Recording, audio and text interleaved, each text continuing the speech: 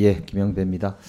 우선 뭐 사실관계 하나 말씀드리면 박경수 의원님께서 이제 발언 중에 정개특위 간사가 우리 법사위원장 김도우 법사위원장의 사과를 전제로 하는 발언을 했다. 그래서 그것 때문에 안 됐다는 건 사실관계는 아니고요. 어제 제가 말씀드릴 때 양당 원내 수석 간의 합의가 있을 때 그 안을 양당 원내 수석 간의 합의가 된다면 법사위로 전달이 오면 그걸 상정할 수 있다는 어제 김도우 법사위원장께서의 말씀이 있었기 때문에 그것에 대해서 말씀을 드리는 과정에서 양당 원내 수석 간의 합의가 안 된 이유 중에 그런 내용이 들어 있었다라고 제가 들었다라는 말씀을 어제 드린 바 있습니다. 그러니까 정개특위 간사, 특히 김상훈 간사하고 김영배 간사가 그런 법사위원장의 사과와 관련된 이야기는 전혀 없었다는 점을 다시 한번 좀 정확하게 말씀을 드리고요. 지금 문제는 사실은 이거 아닙니까? 지난번 회의가 일방적으로 산회될 때 제가 마지막에도 결국 제안을 했지만 103조를 빼고라도 일단 통과시키고 103조 문제는 선거운동 기간의 문제이기 때문에 그 선거운동의 기간이 시작되기 전에 별도 입법을 추진할 수도 있다.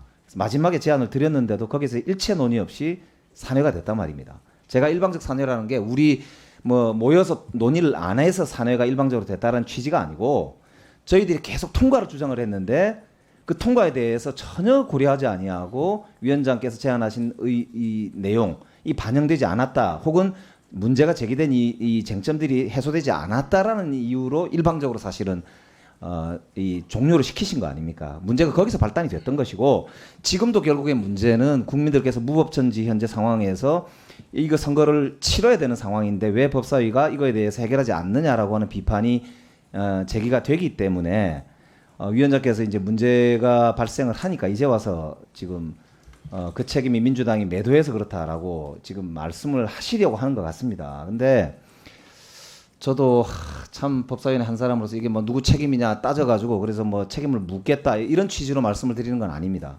해결을 저도 해야 된다고 생각합니다. 그렇지만은 결국에는 우리가 뭐 어느 당 소속이 중요한 게 아니고 국회의원이고 법사위원인데 법사위원회가 마지막 본회의 직전에 지금 우리가 국민들이 이제 바라보고 계신 이 마지막 지금 문턱에 있는데 좀 책임 있게 해야 되지 않는가 싶은데 너무너무 자괴감이 듭니다. 우리 동료 의원들에게 일체 말씀도 없으시다가 갑자기 지금 사회 시작되니까 책임을 회피하고 사회권을 넘기고 가는 모습이 이게 국민들에게 도대체 어떻게 비치겠습니까? 그러니까 정말 좀 개탄스럽다 이런 말씀 안 드릴 수 없고 다만 양당 간사께서 좀 그러면 오늘 이걸 처리를 해야 된다는 전제는 똑같습니다. 저도 이제 당연히 처리해야 된다고 생각하거든요. 그러니까 잠깐이라도 정리를 하든지 해서 이거는 방안을 한번 찾아봤으면 좋겠다는 말씀드립니다. 네, 우리 전 의원. 예. 근데 아까도 말씀드렸던 대로 이게 이제 문제가 발생을 한 게 양당 원내 수석 간의 합의가 됐다는 건 아니라는 말씀을 다시 드립니다. 아닙니다. 그렇기 때문에 상정이 안 된 거예요. 그게 합의가 됐다면 당연히 상정이 됐겠죠. 합의가 안 된 겁니다. 안 된 것이고 오늘 아침에도 제가 다시 확인해 보니까 양당 수석 간에 오늘 아침에도 논의가 있었는데 똑같은 이유로 양당 수석 간의 합의를 못 봤다고 합니다. 그래서 더 진전은 못한 거거든요. 그리고 사실은 위원장 유고 사태, 그러니까 위원장이 사례를 보지 아니하고 이렇게 중요한 안건에 대해서 우리 국민의힘 그 간사께서 위원장을 대행해서 사회를 보는 사태가 발생한 이유가 뭘까? 그러니까 나중에 되면 국민들이 궁금하잖아요. 그 이유는 결국에는 지난번에 처리할 때 일방적으로 산회하는 사태가 발생했기 때문입니다. 위원장께서 회의를 잘못 운영하시는 바람에 사실은 그때 합의를 볼 수가 있었는데 합의를 못 본 거잖아요.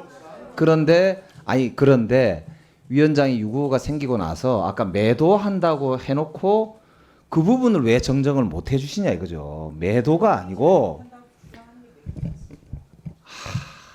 그러니까 그걸 매도한다고 해놓고는 이제 와서 무조건 회의하자고 하는 게 상대방한테 그렇지 않습니까? 적어도 기본 우리가 위원회 운영에서 최소한 딴 사람도 아니고 위원장이면은 위원장께서 그 부분에 대해서는 결과적으로 마음에 서로 간에 이 앙금이 없도록 정리를 해 주시는 게 이 회의 이 운영의 가장 기본이잖아요. 그러니까 지금 정점식 간사님 위원장을 맡으셨으니까 위원장께서 그 부분은 회의가 진행이 될 수 있도록 해주는 게 위원장을 맡으시는 소임의 저는 첫 번째라고 봅니다. 그렇지 않다면은 회의를 진행할 뜻이 없다고 사실은 느낄 수밖에 없는 거 아닙니까? 그러니까 이 부분은 정리를 해주시고 아까 표결 문제가 있었는데 그 부분은 논의를 우선 하고 하자고 아까 우리 저 소병철 간사님이 말씀하셨기 때문에 그렇게 해서 이제 회의를 빨리 지금 진행을 해야 되는 상황 아닙니까? 그러니까 회의 진행할 수 있도록 우리 정정식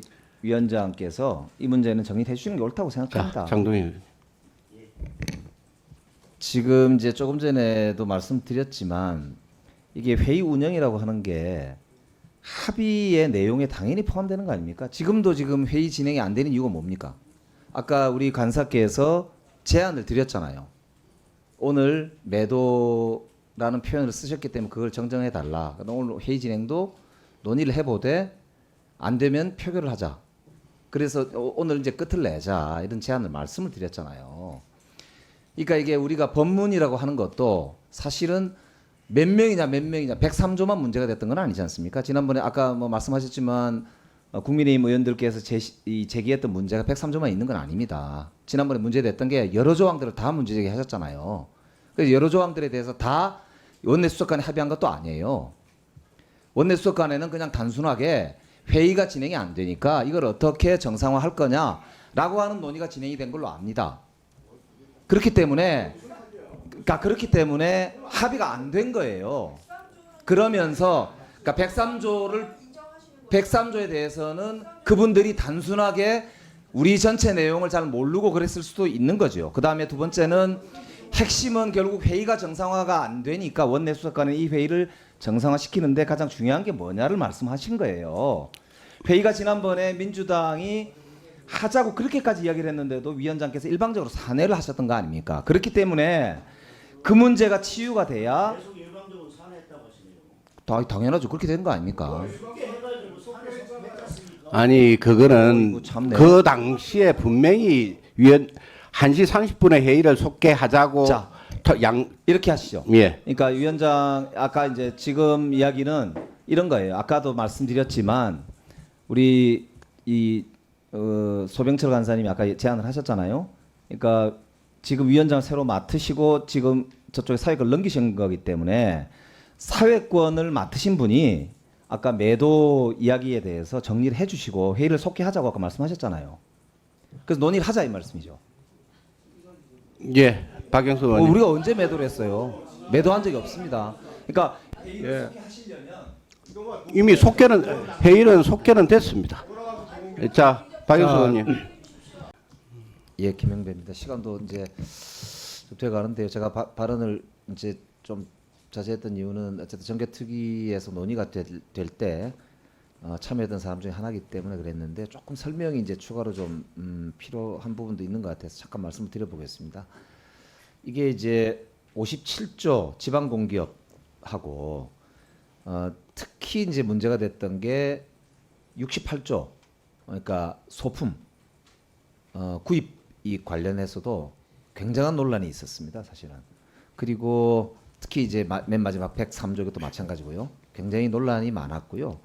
케이스가 이 케이스 저 케이스에 대한 논란이 뜨거웠기 때문에 어떤 기준을 가지고 할 거냐 이게 사실 정개특위에서 논의되지 않은 내용은 거의 없다고 보시면 될 정도로 심각한 토론이 이어졌는데요. 근데 결론이 왜 이렇게 났냐면 헌재는 일단 어쨌든 지방공기업의 이 공사공단 상근 직원들이 이 선거 운동을 전혀 못한다는 건 문제가 있다라는 취지로 판결을 하셨고 특히 이게 뭐냐 이해관계자가 헌법 소원을 내서 판결이 된 겁니다.